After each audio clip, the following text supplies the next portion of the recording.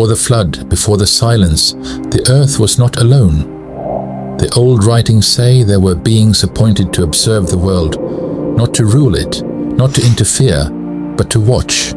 They were called the Watchers. They moved unseen above mountains and valleys.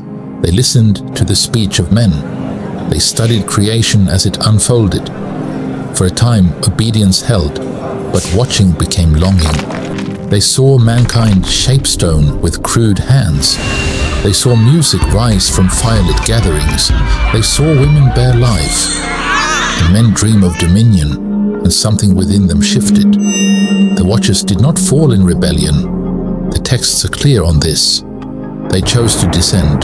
Bound together by oath, they left their appointed place and came down upon the mountains of the ancient world. Heaven did not push them out. Earth did not call them. They acted on desire. And once they stood among men, the boundary was broken. The Watchers brought knowledge that had been withheld for a reason. They taught men how to cut metal, not for tools, but for weapons. They revealed the movements of the stars and how to read fate in them. They taught enchantments, roots, and words that bent the unseen world. What had once been slow learning became sudden power. Civilization accelerated unnaturally. Men learned violence before wisdom, power before restraint, and the earth began to change. The Watchers took wives from among human women. From this union came beings the writings call the Nephilim, giants not only in size but in appetite. They grew rapidly. They consumed endlessly. They demanded worship, tribute and fear. Cities rose to serve them. Forests vanished. Blood soaked the ground.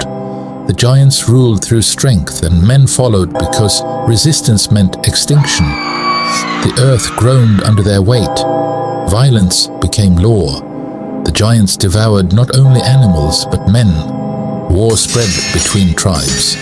Knowledge once meant to guide creation now destroyed it.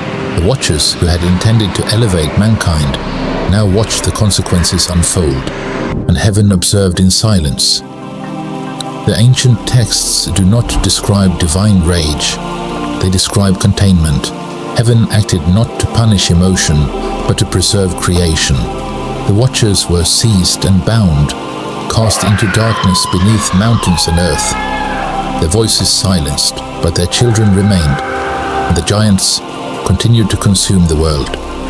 When the earth could endure no more, the waters came, not as vengeance, as erasure. Cities vanished. The giants fell. The knowledge that had arrived too early was washed away. The flood did not cleanse sin. It removed a burden the world could not carry.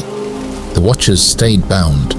Their teachings survived only in fragments, in whispers, in forbidden memory. And mankind was left to rebuild, slower, weaker, but alive. The old writings say this was the last time heaven intervened so directly.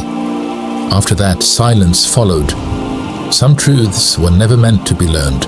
Some knowledge changes the world too quickly, and the flood was not the end of wickedness. It was the end of teachers,